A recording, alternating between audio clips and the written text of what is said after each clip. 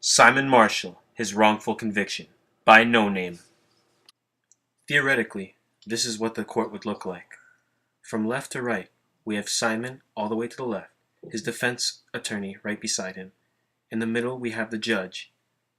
To the right of him, we have the police officer. And finally, we have the Crown Attorney. My name is Francisco da Costa, and I'll be talking about the chronology for the Simon Marshall case. In 1997, Simon Marshall was arrested and detained. The police officers believed he was responsible for 30 sexual assault cases, as he confesses to being the culprit to 12 of them. The DNA evidence and tests suggested that he was guilty, and his lawyer believed he was guilty since he matched the description that the victims provided and aimed for a plea bargain. In court, Marshall pleads guilty to 12 of these charges that the officers had laid on him, but is subsequently charged for 13. Simon Marshall served a 5-year prison sentence. Shortly after his release in 2003, Marshall pleads guilty to several sexual assaults. The Quebec police chief retrieves DNA evidence and recognizes that Marshall has no correlation to those sexual assault cases. The police chief then reviews his 1997 case, where he finds that the DNA evidence and tests were incorrect. The tests in 1997 concluded that Simon Marshall was a healthy human being, which was incorrect since he suffered from behavioral problems and is mentally handicapped. Simon Marshall's 1997 case is then appealed in the Quebec Court of Appeal. The court concludes that Marshall was wrongfully convicted due to improper procedures during investigations. The court has Simon Marshall's criminal record for that incident expunged. The court then compensates Marshall with $2.3 million for wrongfully convicting him and imprisoning him. My name is Milos, and I will be talking about the evidence used in the Simon Marshall case. Simon Marshall was originally convicted of 12 counts of sexual assault in 1997. Marshall pled guilty to every count of sexual assault that he was charged with, and therefore no solid evidence was admitted into the court.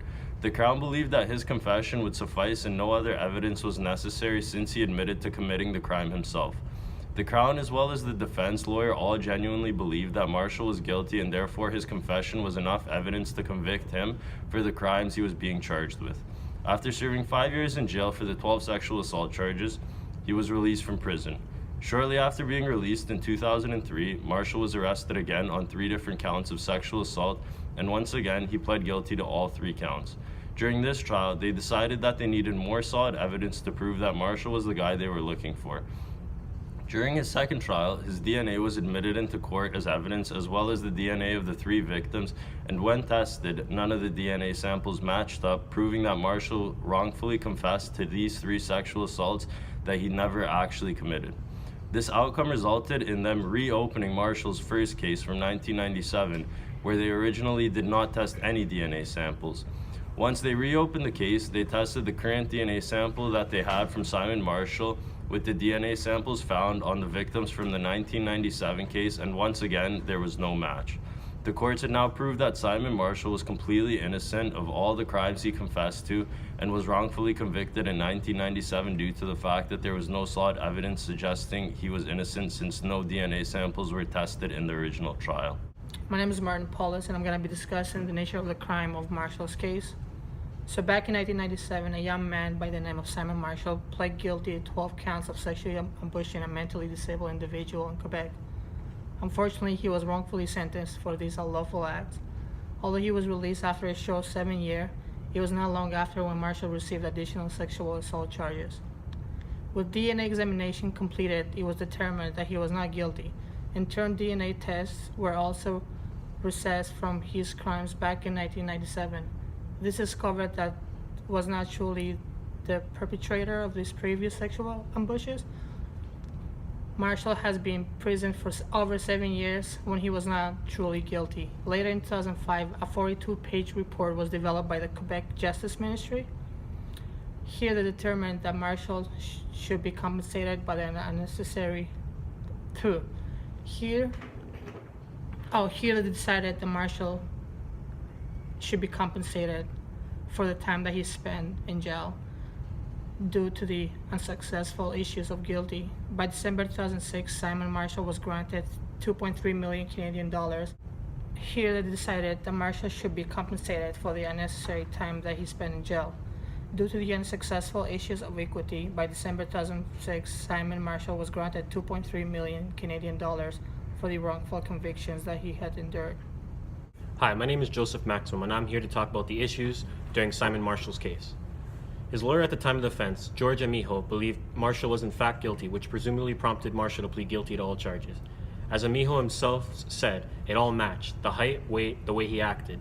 He felt he fit the description perfectly. This is an odd statement since there is no evidence to support the statement. In fact, none of the victims between the ages of 17 and 24 ever even identified Mr. Marshall as the aggressor. The real issue here is the DNA was never properly checked in the first place when Marshall was originally confessed. Psychiatrists declared Marshall was fit to stand trial, but only after he had already been convicted had it become clear that Marshall suffered from a general learning disability and split personality disorder. It then became clear to the court that the mentally troubled Marshall had a strong tendency to confess to acts that he himself did not commit. Police were cited with 11 different breaches of the police code of conduct. Although they played a major part in the blame cannot solely be placed on them, as everyone from prosecutors, attorneys, and psychologists should be held accountable to the events that took place. My name is Josué Valverde, and I'm going to be talking about Simon Marshall's current state. Simon Marshall was one of many Quebec City men who have been wrongfully convicted. Simon Marshall is also mentally handicapped, which makes this case unbelievable. Imagine how an individual who is diagnosed with having mentally ill problems can come back to society after spending 5 years in prison. I personally can't imagine it myself. This individual spent at least 5 to more years in prison for a crime he did not commit.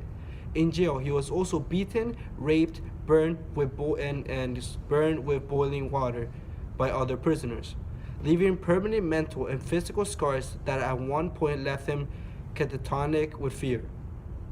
Simon suffered all this brutal situation just because he was wrongfully convicted. So when you ask me on how this affected Simon and his family, I wouldn't be able to, because no mother or father would ever want their son to get brutally harassed. Mr. Marshall's father said all we wanted is that our son Simon to get enough compensation to ensure his financial security for the rest of his life. It reassures us. Now imagine how people are supposed to look at Simon now, an individual who had been charged for several sexual assault cases and now free to society.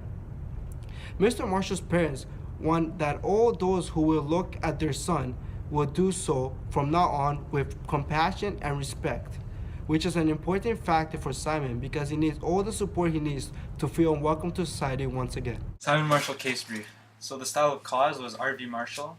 Procedural history. In a Quebec court in 1997, Simon pleaded guilty to 12 sexual assault charges. The court let his confessions be admissible along with DNA evidence the police gathered during their initial investigation.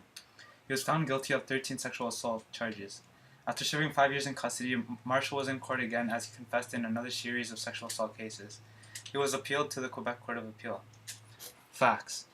Simon Marshall was arrested by police officers in Quebec as he matched the description of the Santa Foy rapist.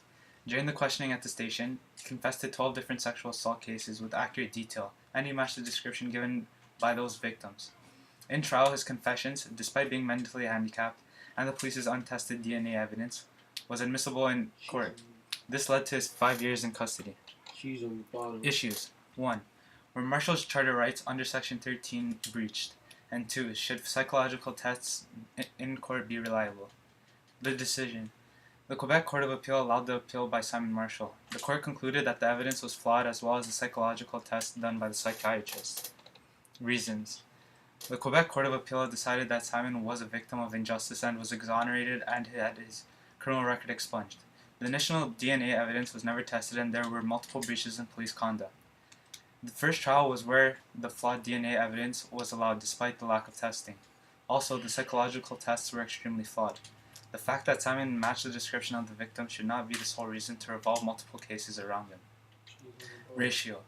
This case encourages courts to test evidence properly to ensure individuals are not placed in ridiculous circumstances, such as the imprisonment of an innocent person.